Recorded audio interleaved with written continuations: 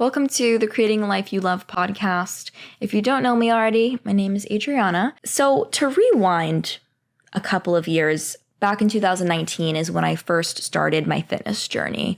And I was involved in sports before this, but 2019 is when I started working out by myself. And at this time, I was going through a stage where I wanted to work out to achieve a thinner body structure. And the whole goal was to kind of be toned. I think this was really trending at the time that I started my fitness journey, especially for girls. So I wanted to have that aesthetic. What I didn't realize was focusing so much on my appearance, I was going to struggle a lot with eating habits and thoughts that were disordered in a way. And, well, not in a way, but most definitely. And this really hurt my self-confidence, just did not help me in life at all. Though at the time, I thought that once I achieved this aesthetic, I would be happy. So then fast forward a little bit into my fitness journey, I started getting back pain maybe like a year in, and it was just really bad, really frustrating. And instead of slowing down and taking it easy, I decided to ramp it up. Suddenly, what was popular at this time, or what was popular on my For You page of TikTok and, Instagram, was girls lifting heavy. And so I thought, you know what? I'm going to lift really heavy. I'm going to deadlift. I'm going to squat. I'm going to bench. I'm going to do all the things because I want to be strong and powerful. And so my identity used to be in how thin I could be, but now my identity was shifting to how strong I could be. Now, this wasn't inherently bad until my ego started taking over and my pride, to where I could be in such physical pain, like my back, I'd have to ice it in between deadlifts, but I would still push myself to deadlift. I wasn't competing or anything, but I had to lift this certain amount of weight. And discipline is great and all, but when you are in such physical agony, but literally cannot let yourself rest because your identity is placed in lifting these heavy weights so much, like that is an issue. And so I remember there was one day, and it was in December. I don't know what year it was. I think it was 2021. Yeah, 2021, where I was really discouraged after I had just got done lifting heavy. My back was in so much pain. I couldn't even sit on a chair for more than 30 minutes without pain kicking in.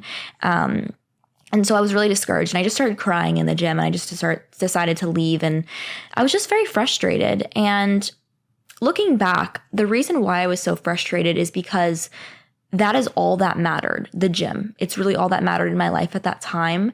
And feeling like that was going to be taken away from me was so difficult. And then at that time, I also was placing my identity into becoming muscular, being really strong, but yes, but also muscular.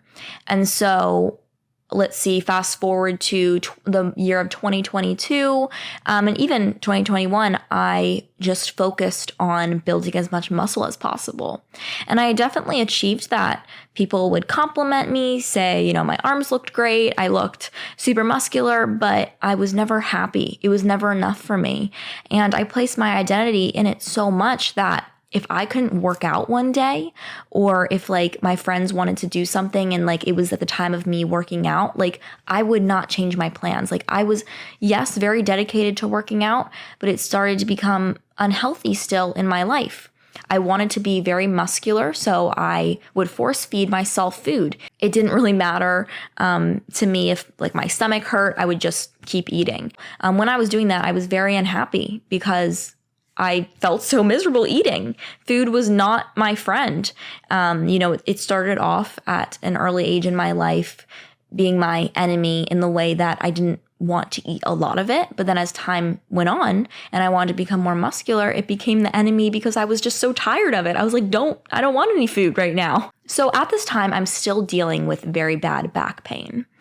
And it was this year, the beginning of this year, that I found out last year, the end of last year, I found out that I had mold toxins in my body. And I found this out through lab testing, which I definitely recommend, because I wouldn't be able to understand this information if I didn't do a deep dive in my body, if I didn't get to the root cause. Basically, the mold, I was surrounded by mold. I think it was coming from my car at the time. And so my levels in the lab tests I got back were really high. And now mold being in your body can cause a range of health issues. It can cause fatigue, joint issues, memory loss, like so many crazy neurological issues, physical issues, immune system dysfunction. So I started getting really bad rashes as well from the mold. And once I got rid of my car at that time, it went away. But I then realized I had Lyme disease, because I also got tested for that. Lyme disease was from getting bit by a tick when I was 7 years old. And so at this time, the end of last year, I was really struggling even more with back pain and neck pain. Such bad stiff neck, joint pain, my knees were aching, my feet were aching, I had burning sensation and tingling in my hands and my feet. Every part of my body felt so inflamed. My glands were always swollen. I had like swollen lymph nodes, and it was just getting really bad. And this is where I started to really question why I was working out. I started to feel so miserable that I could not some days lift the amount of weight I usually lifted. And I could not do the things that I used to do in order to build muscle. I had to start doing more body weight exercises. I had to really go slow with movements and do more functional style training. And so I started to see some changes in my body happening because I wasn't able to go as hard as I once was because of the physical pain in my body. And this is where a perspective shift happened in my brain. At this time, I was posting a lot about my body and my transformation of being really skinny to being very muscular. I was posting that on social media. But then I started questioning, wait a minute, if I say this pain gets so bad to where I cannot work out, and my social media platform is based off of how my body looks, like I'm sharing this with a good intention of telling others that, if they work hard enough, they can achieve a physique that they're proud of. But wait a minute, am I proud of my physique? No, I'm not satisfied. And so I started thinking about that. And what really hit me was, would I be okay with losing all of this muscle that I've built because this physical pain is so bad? Would I be okay with that? I would. And at the time I answered absolutely not, because my identity was placed in the muscle and the strength that I had. My identity was placed in my appearance. And then a few months into 2023, this year, I realized something else after this perspective shift. I realized that I was making my body an idol. And when we think of idols, maybe we think of like, a statue or like a golden calf like they had in the Old Testament. So I didn't think that I could make my body an idol. I was like, I can't make my body an idol because God made my body, And so like, it's not an idol. But what I started realizing was anything that consumes your everyday thoughts that is keeping God from becoming first is an idol. And my appearance was taking over. Anytime I walked by a mirror, I would flex. I would body check. I would look at myself. Whereas a few years ago in 2020, I would always body check out of hatred for myself. When I started, lifting and wanting to be more muscular and getting stronger, I was body checking out of pride. Every time I went to the mirror, I was admiring myself. And of course, there were some times where I would, criticize myself. But for the most part, I would go to any car window I could find, any reflection of myself, anything, I would just flex, any chance I got.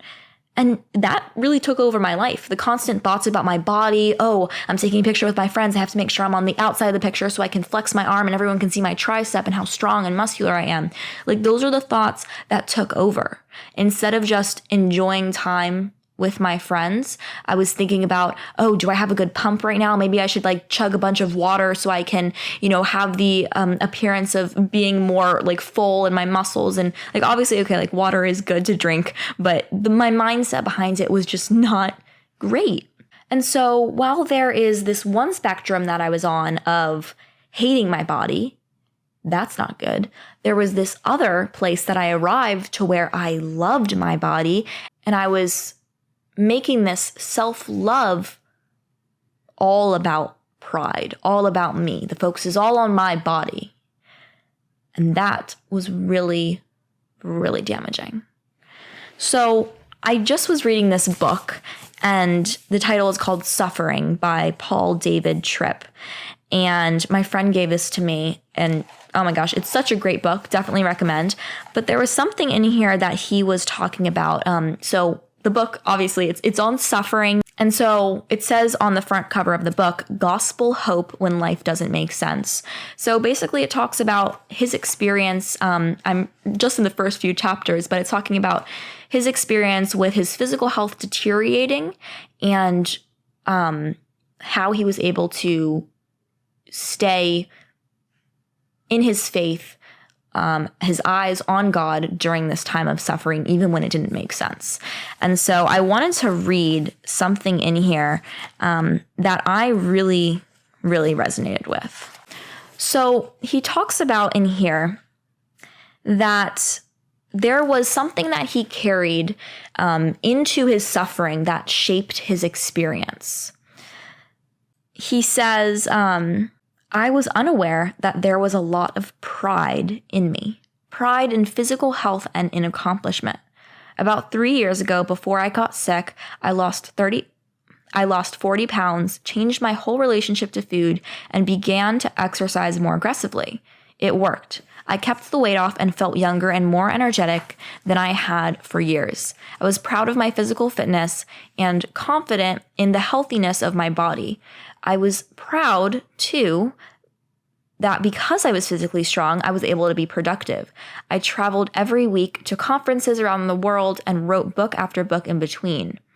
I look back now and see that I lived with assessments of invincibility. I was not a young man, but I felt like I was at the top of my game. And then he goes on to say, when I realized I was very ill and that weakness and fatigue would be with me for the rest of my life, the blow was not just physical, but emotional and spiritual as well.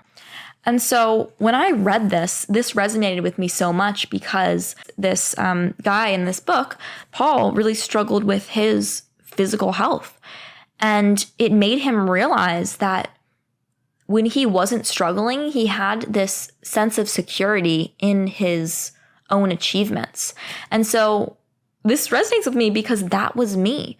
Before I had these joint issues and major fatigue and just chronic pain that prevented me from working out normally and doing, daily life activities, before I had this, my accomplishments gave me a sense of security. But the minute that it was taken away, where I couldn't do the things I normally do, I started to really go downhill until I realized that God was revealing to me what I was placing a false sense of hope into. And so he goes on to say in here, pride in my physical health and my ability to produce made me take credit for what I couldn't have produced on my own. God created and controls my physical body, and God has given me the gifts that I employ every day. Physical health and productivity should produce deeper gratitude and worship, not self-reliance and pride in productivity. I am thankful for what my weakness has exposed and for being freed by grace from having to prove any longer that I am what I think I am. And so he was mentioning in here 2 Corinthians 12:9, and I wanted to read that as well. So let me just pull that open. But 2 Corinthians 9. One thing I love about this Bible is it has those little things on the side telling you where each chapter of the Bible is, but somehow I still can't find where I'm going. Okay, Corinthians. So 2 Corinthians 12:9 says, 3 times I begged the Lord to take it away. Each time he said, my grace is all you need. My power works best in weakness. So now I am glad to boast about my weakness so that the power of Christ can work through me. That's why I take pleasure in my weakness and in the insults, hardships, persecutions, and troubles that I suffer for Christ. For when I am weak, then I am strong. So Paul wrote this, and when I first read this in Corinthians, maybe like a year ago, I was so confused. I was like, wait a minute, this doesn't make sense. For when I'm weak, I'm strong. Makes no sense. But now, after going through these physically debilitating problems, I realized that the Lord has been working through me and I'm stronger than ever. Maybe not physically, but spiritually, mentally. And I trust that the Lord has a plan for what I'm enduring right now. But I wanted to mention that because Paul in this book of suffering says, it sounds weird and crazy when you first read it, but it's not. He has come to know that God's power is made perfect in his weakness. You see, weakness is not something you and I should be afraid of. We should fear our delusion of strength. So fitting, because I thought I could be so self-reliant. You know, I put all my identity in what my body looked like. And the truth is, I wasn't self-reliant, because every time I placed the importance on my appearance, body image issues started to happen. I started to get negative about my body, criticize myself, compare myself to others. And so if you're struggling with that right now, if you have that constant comparison, those negative thoughts about your body, always wanting to change something about your body, ask yourself, am I making my body an idol? When I was very appearance focused in my fitness journey, I had a relationship with God and I was growing in that every day. But there was always something holding me back a little bit from fully giving myself to him. And that was the self-reliance I had. I was misunderstanding self-confidence for faith in God. Guys, my camera stopped for a moment, but I just changed the card in there because the memory card was full. So anyway, we're back. But what I was saying, my new perspective is something that I've had happen over the past few months, and I can confidently, happily say it's really been changed this past month in such an amazing way to where it's made life way more fulfilling. And so I wanted to share that with you. So what this means to me in my fitness journey is that, yes, have a healthy lifestyle. You know, we are supposed to do everything for the glory of God. And you don't have to be a genius to figure out when you start obsessing over your body too much, it's going to lead to some not great things. And obsessing your body negatively or positively can bring destruction. And I think that's one of the things that, this may be a little bit controversial, but, you know, obviously I agree we shouldn't obsess over our bodies in a negative way to where we're criticizing ourselves constantly and beating ourselves up, but also too much positive about our physical bodies, putting our identity into how big our biceps are, or how muscular our legs are, or how, you know, good our glutes look, or whatever it may be. You know, if we're putting our identity into that, that is not a good thing either. And so I wanted to talk about the things that I'm changing in my life now, and I have been for the past few months, to make this transition of not focusing on my appearance obsessively easier, you know, because there's things we can do in our lives to help ourselves out to where we're not obsessing over our appearance. So I wanted to talk about some of those. The first one, so important, but this is spending time with God first. And by this, I mean truly first in your heart. And I say this with providing an example because this was literally me just a little over a month ago. I would run out the door, rush to the gym, and often not spend time with God until the very end of the night where I would be tired and then fall asleep while reading the Bible or praying. But this has been a major shift for me in everything in my life, not just, struggling with body image, but all struggles. Just spending time with God first thing in the morning has given me so much peace in it all. And now the second thing, anytime I feel pride or criticizing myself start to come in, I make myself very aware and I ask myself, wait a minute, why are we having this thought? So to provide an example, say I was getting dressed for an event and, I start looking at my legs and I'm like, oh my gosh, my legs look so bad. Everyone's going to judge me. I just wish, I could have more muscular legs and, this just doesn't look great. So maybe I'm criticizing myself. I stop myself and I'm like, wait a minute. Number one, why am I thinking this? Who told me to think this? Like, why am I having this thought? Where did this stem from? And so I'm thinking about it. I'm like, comparing myself to other girls, and what they look like. And then I ask myself, okay, knowing that's where, this thought probably stemmed from, maybe it's a childhood thing, maybe it's something someone said to you. Knowing that, does this really matter? Does this matter? In the grand scheme of things, in the grand scheme of your life, does this matter? And the answer is no. Number one, if anyone does judge me, that is their own problem because they might have some insecurities that they are projecting onto me. Number two, no one is probably going to be judging me or even thinking about my body as much as we may think about our bodies. You know what I mean? So I always just change that perspective. And then I ask myself, okay, what does God say about me? Okay, well, looking at the Bible, God says he knew me before he created me and formed me in my mother's womb. And, I know I am loved by him, not for my appearance. It says in Samuel, the Lord looks at the heart, not the appearance, not the physical aspects of somebody. And so Samuel, he was definitely, more attractive, I guess you could say, as described in the Bible. But what God was really looking at was his heart. And so just putting that into perspective is something I like to remind myself of.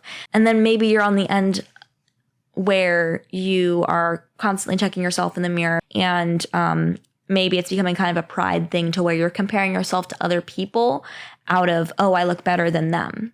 So if it's that, you would ask yourself those same questions, where did I get this idea from that I have to put my importance in my appearance?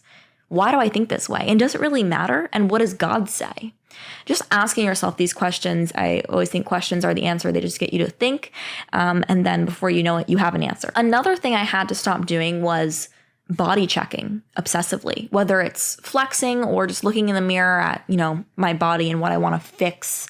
I had to stop doing that. And it is hard at first if you make a habit of doing that. But anytime you want to do that, I would suggest filling that with something else. Maybe instead of looking, in the mirror, you open up the Bible and you check what's in there. It can be really, really easy to fall into the trap of obsessing over your body and thinking that you're doing it out of self-love because it's in a positive way, but really that can do more damage along the way. So fill that habit with something else. And so I even have thought to myself, wait a minute, am I able to even flex my biceps or something without it being prideful? And I would say this is one of those things where it's where is your heart posture at? For me, I know that I can't do it every single day and post it on social media anymore because it really fed into my importance. My appearance is the only thing that matters. For someone, maybe that's not as big of a temptation, but you really have to use your discernment with that and what you feel God is telling you and what his word says. So yeah, I could do like a fun little bicep flex, for like one picture. But I think when it's made obsessively for me, that's when I have to check myself. And so I've really stopped, doing that altogether, and just taken a break. And so if you've seen my Instagram and see how it's kind of shifted, you'll understand now why. And then also I had to see what was filling my mind with things that affected my view of myself. So I mentioned earlier, when you have negative thoughts or, maybe thoughts of pride coming up, asking yourself, where did I get this from? I think a lot of times, like even the music I was listening to where it was glorifying your body, sometimes even the friends I surrounded myself with or the people I followed on social media, all of that has such a strong influence. Even the shows we watch has such a strong influence on our brain to then kind of changing our thoughts to believe whatever these things, these images, these words are telling us to believe. And it may happen so subconsciously you don't realize it, but it can happen. So watch what you put in your mind. Watch what you put in your mind. And so the last thing I've changed is my workouts are dedicated to God now. So I ask, what can bring him glory? There is such an amazing aspect of physical fitness and, whether it's running, cardio, weight training, functional training, any of the sort, sports, I think it really trains your mind to be disciplined. And I do feel closer to God when I work out. Like I feel so thankful for my body. Even if I can't do the things that I used to be able to do, I'm so thankful for what I can do and how I can move my body.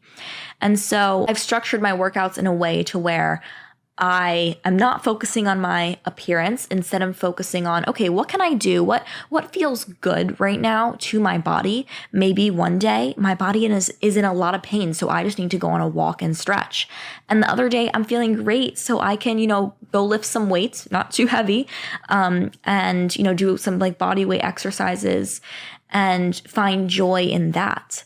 And so another thing is the clothes that I'm wearing, because this is, again, going to be controversial, but the clothes that you wear in the gym are more important than we may think. I needed to ask myself, why was I wearing this outfit that defined every inch of my body? That was so tight to where you could see everything. Why was I wearing it? And for me, why I was wearing it was I didn't think it was to get attention from other people, but it was. Deep in my heart, I was wanting people to see how muscular I looked, how good I looked. Deep in my heart, I also wanted to admire myself in the mirror. And so by wearing very revealing clothing, I became very prideful because I would obsess over myself in the mirror. Now, this looks different for everyone. Now I'm finding that I feel more comfortable in looser fit clothing in the gym, but it wasn't always like this. It was a shift that took place over a few months. And I know it really takes discernment and praying to God to help him reveal that to you. But since I've started wearing looser fitting clothing in the gym, or just clothing in general that isn't so revealing as, it used to be to me, making that shift has made my workouts so much more enjoyable. And so I would ask yourself, what is something you can do in your fitness journey to make the focus off of your appearance and instead just living a healthy lifestyle?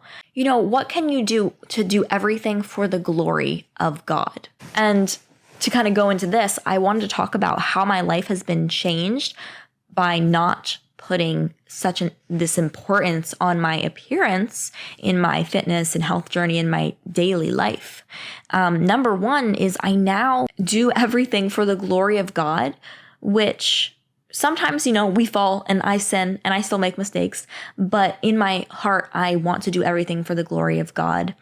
And this makes life so much more fulfilling. So whether, you're eating a certain food, because I'm not saying to let yourself go and, not participate in a healthy lifestyle because our physical bodies don't matter here on earth. I'm not saying that. Okay, yes, our physical bodies are going to perish and they're not going to be here forever, but the Lord wants us to take care of ourselves and do everything for the glory of Him. So to me, doing everything for the glory of God is eating foods that do not make me feel horrible by giving me a stomach ache or, making me feel very fatigued, but instead eating foods that give me energy and eating foods that, aren't ultra processed, because obviously we know that that has negative health effects. So, watching what I put in my body, of course, and doing that for the glory of God. Praising Him for the delicious food I get to have, praying before each meal. I'm not the best about this, but I'm working on, waiting. But sometimes you just want to scarf your food down, if you know what I mean, those days. But praying is something that I've been trying to incorporate before I eat. In 2 Corinthians 10:31, it says, so whatever you do, whatever you eat or drink, do it all for the glory of God. So I no longer eat to be super thin like I did when I first started my fitness journey. And I no longer eat to where I'm force feeding myself because I want to build muscle. Instead, I eat to give God the glory. I eat the foods that I know are good for me, that I know are going to make me feel good. Maybe our food isn't like it was back in ancient times, and maybe the majority of it is pretty processed, but I can do what I can to find foods that are going to be healthy for me. And another thing is missing a workout does not make me so anxious anymore. I used to be so in control of that, and it would really bug me. If I wasn't feeling well and I was sick one day, I would have to go work out still. But now that is not a part of me. And what my body looks like doesn't control me. It doesn't control what I do anymore. And lastly, I have found peace even in the physical pain because I know in my weakness, God's strength is revealed. And so overall, this whole year has been so transformative for me. And I am actually thankful for the pain that I have had. I'm not saying that this pain is from God. God is good and He wants to heal us, but we do live in this fallen world where physical pain is going to happen and trials are going to happen. And so God can use that to help us grow in Him and produce perseverance and hope and character. And He can use these things for His good. And He really has. It's helped me to not place an importance on my appearance. And I'm so thankful for that. So I really encourage you to ask yourself, number one, well, am I making my body an idol? And if I am, what can I do so it's not that way? And maybe you're on the side where you're making your body an idol in the way you're obsessively thinking about it in a negative way. But maybe you're like where I was at the beginning of this year, to where I was making it an idol in the way I was basically worshiping it. Both sides are not good. So we want to find this balance right in the middle. It's not going to be easy, and we might fall from time to time. Like I mentioned earlier, these old habits and thought patterns can come back and grab you. But what we can do is realize that, be like, okay, I'm aware of that. I'm going to come back here right in the middle, and I'm going to meet God right here. I'm going to talk to Him about it. I'm going to pray to Him that He reveals to me if I'm making my body an idol. And honestly, I mean, if you're making anything an idol in your life, I probably have used the word idol like so many times. If you took a shot of water every time I said that, you'd be very hydrated, which is something I need to do right now. I need to be more hydrated. But so I hope that my answers of, what I'm doing to prevent myself from falling back into the trap of making my body an idol and what I've done to pull myself out, I hope that those answers can kind of encourage you and like give some insight to what you can do. Right now where I'm at is I'm just trying to get back to my normal eating, and eating foods that feel good for me and that don't flare up my health issues. So trying to get that going, definitely hard if you are someone who during stressful times has trouble eating, you are not alone. But the Lord has really been helping me through that, and I've been getting my appetite back. So I'm so very thankful, and now really excited to get back to my normal routine. And not just normal routine, but a new and improved routine of putting God first. Just today I woke up kind of late, and I was talking with a friend yesterday. We had a really good conversation, but it went kind of like late. We didn't go to sleep till 12. So I woke up a little bit late today, and I was going to go to the gym, but if I was going to go to the gym, I'd have to rush because I had something, in that morning as well to do. So I just decided to read my Bible. Did I work out today? No, I didn't. Tomorrow I'm going to instead. Kind of flipped my schedule around a little bit. Because I've realized that if I was to go and rush out of the house this morning and go to work out, it probably wouldn't have been a very good workout. And so sometimes you need to have that discernment to where, well, should I work out now? Should I spend time in God's word? What should I do? This past month, I've still been going to the gym, but I am making God first in my life and in my heart. Reading the Bible with intention, praying with intention, talking about God with others with intention, doing all of these things for the glory of God. So I could go on and on about this subject, and it's really something that